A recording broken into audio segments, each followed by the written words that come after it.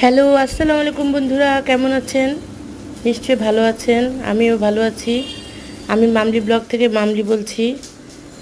আমি আজকে গুঁড়া চিংড়ি দিয়ে ডাল দিয়ে একটা বড়া বানাবো, অনেক মজার।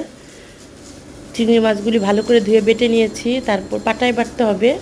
তারপর ডালও ভিজিয়ে নিয়েছি, মুসুরি ডাল বেটে কাঁচামরিচ পেঁয়াজ টেয়াজ দিয়ে সব কিছু দিয়ে মাখিয়ে ভালো করে তারপরে চিংড়ি মাছের এই বড়াটা বানাবো, অনেক মজা হয় বন্ধুরা। আপনাদের যদি ভালো লাগে আমার মতো করে খাবেন। গুঁড়া চিংড়ি বেটে নিয়েছি, এই যে সুন্দর করে এখন তেলে ভাজবো। ভাজা হয়ে গেলে সুন্দর করে খেতে খুব মজা লাগবে। আপনাদের যদি ভালো লাগে, দেখেন কত সুন্দর, ভালো মজাও হয়েছে। আপনাদের ভালো লাগলে বন্ধুরা আমাকে সাবস্ক্রাইব করে দেবেন, প্লিজ প্লিজ প্লিজ বন্ধুরা সাবস্ক্রাইব করে দিন।